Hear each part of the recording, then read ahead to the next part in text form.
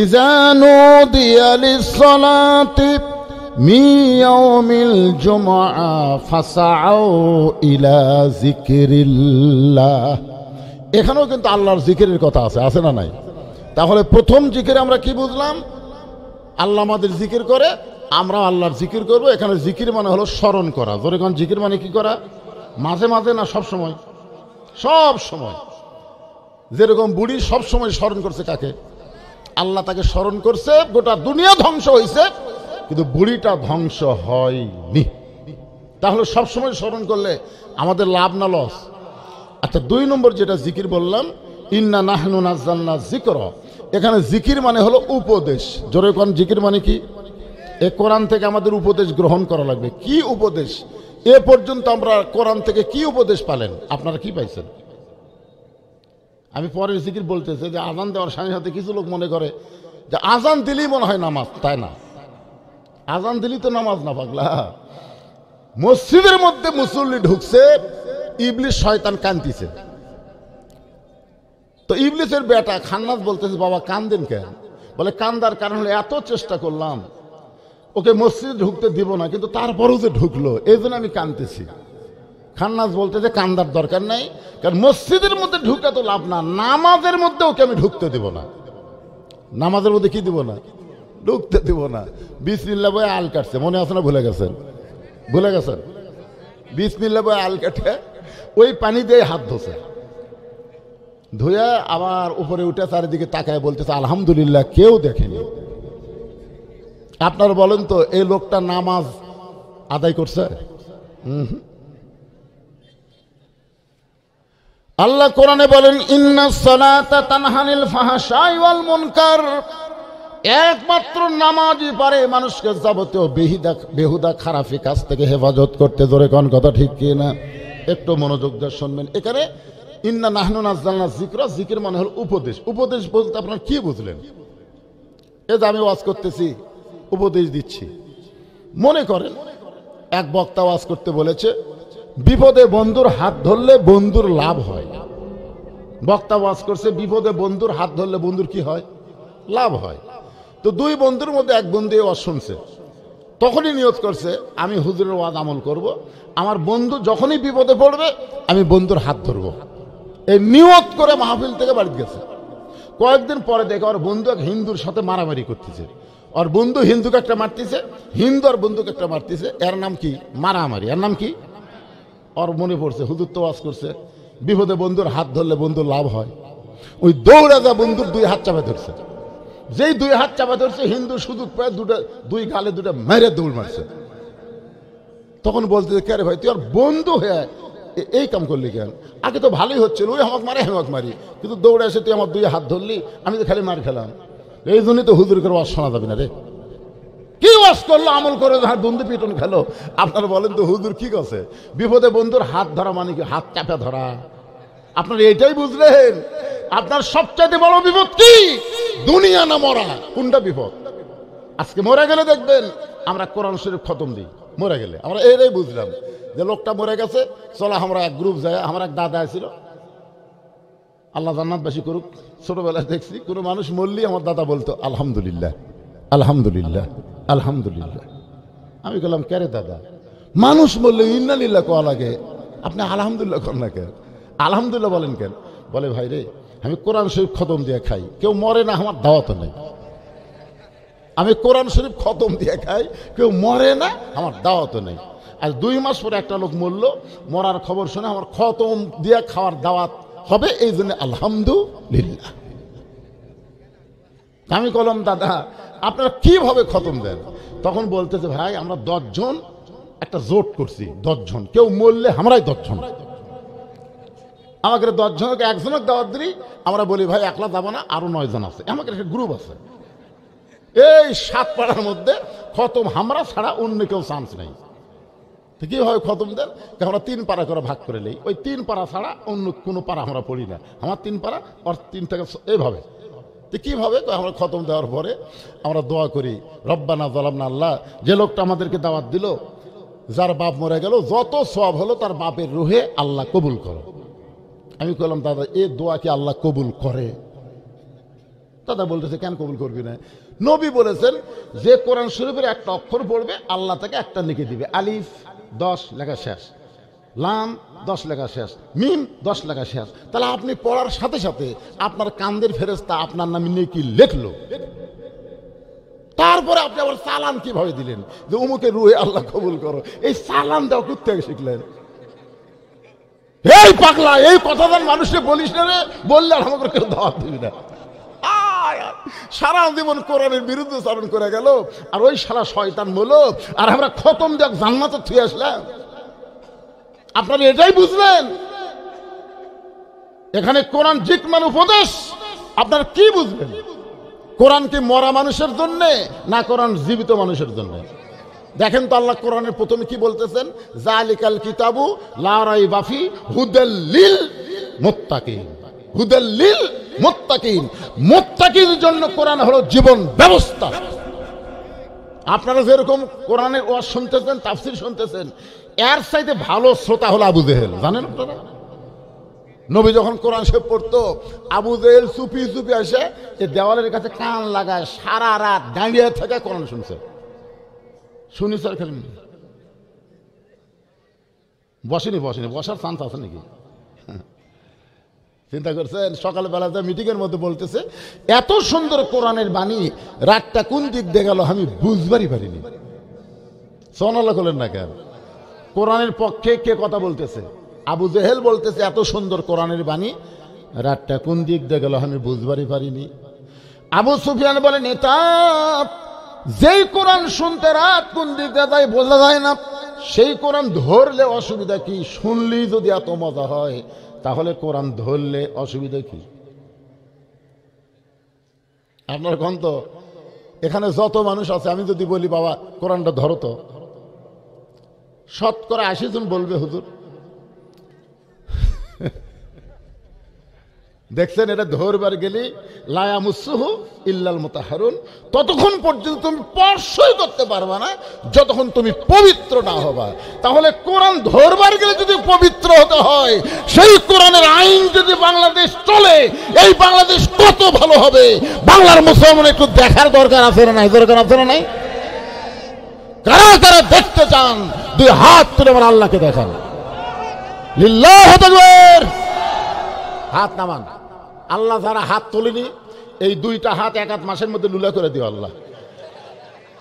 তোমার কোরআন দেখবার চাই না, কি দেখবার চাই? এই জন্যে একটা স্লোগান দেওয়া লাগবে গলা ফাটে। আমি যেই বলবো আল কোরআনের আলো, আপনারা বলবেন সংসদে জ্বালো, এ ঘরে জ্বালার দিন শেষ। আবু জেহেল কিন্তু ঘরে জ্বালানোর পক্ষে, যে বাবা তুমি ঘরের মধ্যে কোরআন শরীফ পড়ো, তুমি যদি যুবতী বউ চাও দেবো, তুমি যদি মক্কার ধনী হওয়ার চাও টাকা দিয়ে তোমাকে ধনী বানিয়ে দেবো, যা খাবার চাও সব তোমার ঘরের মধ্যে হাজির করে দেবো, কিন্তু কোরআন নিয়ে খবরদার বেড়া জান চাইও না। রাসূল বললেন, চাচা যেগুলো দিবার পারবেন সেটা তো দূরের কথা, আমার দুই হাতে চন্দ্র সূর্য এনেও যদি দেন, আমি আল্লাহর কোরআনের দাওয়াত বাহিরে না আনিয়া ঘরের মধ্যে তেলাওয়াত করব না, কারণ আল কোরআনের আলো সব জায়গায় জ্বলানো লাগবে। জোরে কোন কথা ঠিক কি না? কিন্তু ঘরের মধ্যে জ্বললে হবে না, আল কোরআনের আলো সব জায়গায় জ্বালো। বলতে পারবেন সবাই? আল কোরআনের আলো, কোরআন হাদিস যেখানে, দুনিয়ার মুসলমান লিল্লাহি তাকবীর। আমার এলাকার কিছু হিন্দু, আমার এলাকার, ওরা সকালবেলা আমার সাথে দেখা করবে রয়েছে। আমি বললাম, কে ভাই তোমাকে বিরুদ্ধে ওয়াজ করছি নাকি? না হুজুর, আমরা আপনার দলত ভর্তি হব। আমি কইলাম, পাগলা তোরা হিন্দু, আমরা মুসলমান। না হুজুর, আপনাকে জামাতের আমির এত সুন্দর বক্তব্য দিছে হুজুর, এটা শোনা মনে হচ্ছে আল্লাহর কোরআন যখন বাংলাদেশে চালু হবে প্রত্যেক ধর্মের মানুষেরা সমান সুযোগ পাবে। জোরে কোন সুবহানাল্লাহ। দেখছেন, হিন্দুরা পর্যন্ত আল্লাহর কোরআনের দলে ভর্তি হওয়ার চাই। ঈমান গ্রহণ না করলেও কোরআন যে সবাইকে সমধিকার দিবে, এ ব্যাপারে একটা হিন্দু পর্যন্ত বিশ্বাস করছে। আর আমাদের মুসলমান মধ্যে কতগুলো তেলতালা আছে। আবু সুফিয়ান বলতেছে, নেতা যেই কোরআন শুনতে সারা রাত চলে যায়, সেই কোরআন ধরলে অসুবিধা কি? আবু জেহেল বলতেছে, এমন একটা গুরুত্বপূর্ণ কথা রে, জোরে তো বলা যাবে না, তুই আমার কাছে আয়, হক কথা। হক কথা জোরে বলা যাবে না, এটা হলো শয়তানদের প্যাঁচ। যে আবু সুফিয়ান আইছে, কানটা মুখের কাছে দে, কান যখন মুখের কাছে দিয়েছে, আবু জেহেল চারিদিকে তাকা দেখে কেউ নাই, ফিসফিস করে বলতে তো পাগলা, এই কোরআন যদি গ্রহণ করি তাহলে তোর আমার ভুয়া নেতৃত্ব আর চলবে না। কারণ কোরআন ভুয়া নেতৃত্বের দিন শেষ করে দিয়ে আসল নেতা হয়ে যাবে আব্দুল্লাহর এতিম পোলা। তা আমরা থাকতে অক নেতা হওয়া যায়? কতই ক আবু সুফিয়ানকে কথা তো ঠিকই রে। বাংলাদেশে আবু জেহেলের যারা দল করে এরা কোনোদিনও চাবে না এই কোরআনের বিজয় হোক। জোরে কোন কথা ঠিক কি না? এক নম্বর হলো রাষ্ট্রীয় আবু জেহেলের আইনের শক্তি, এরা কোরআনের বিরুদ্ধচারণ কিয়ামত পর্যন্ত করবে, আমাদের বাংলাদেশেও করবে। জোরে কোন কথা ঠিক কি না? দুই নম্বর হলো যারা পুঁজিপতি। দেখেন আজকে কার ছেলে কোরআনের হাফেজ হলো, আমি শুনে আমার কলজার মধ্যে একেবারে ধর্ম উঠে গেল। একটা প্রতিবন্ধী, একটা মানসিক রোগী, তার সন্তান কোরআনের হাফেজ। আপনি খোঁজ না দেখবেন বাংলাদেশের কোনো পুঁজিপতি, কোনো ধনী, কোনো এমপি, কোনো নেতার সন্তান কোরআনের হাফেজ হয় না। জোরে কথা বলেন না কেন ভাইজান? কারণ এরা সবসময় কোরআনের বিরুদ্ধে। কারণ এরা জানে কোরআন আইন চালু হলে শতকরা 2.5 টাকা আল্লাহ দেওয়া লাগবে, 2.5 টাকা জাকাত দেওয়া লাগবে। তাহলে 1000-এ কত দেওয়া লাগবে? 25 টাকা। 2500 নয়, 25 টাকা। হ্যাঁ, লাখে কত? 2500। 1 কোটিতে 2.5 লাখ, 100 কোটি 2.5 কোটি, 1000 কোটি। ও বাবারে, ও বাবারে, যারা 1000 কোটি, এরকম 100 জন ধনী, 1000 কোটি টাকা আছে, এরকম 100 জন ধনী বাংলাদেশে আছে। এরা হিসাব করে দেখছে, ওরে বাবা, যে টাকা জাকাত হবে এই টাকা দিলে বাংলাদেশের কোনো গরিবই থাকবি না, তাহলে আমাকে পায়ের মুজা কে সাফ করবে, আমাদের গাড়ি কে মুছবে? এই জন্য পুঁজিপতি যারা, এরা আল্লাহর কোরআন দিয়ে বাংলাদেশ চলুক এটা কোনোদিনও চাবে না। জোরে কান কথা ঠিক না? আর যারা ধর্মলিয়া ব্যবসা করে, দরবারত বসে থাকে, যারা হাজার হাজার গরু পায়, এই শালারা কোনোদিন চাবে না যে আল্লাহর কোরআন দিয়ে বাংলাদেশ চলুক। জোরে কান চাই, ঠিক কিনা বলেন? কিন্তু আমার সামনে আজকে যারা বসে আছেন, আপনারা কি চান এই কোরআন দিয়ে আগামী বাংলাদেশ চলবে?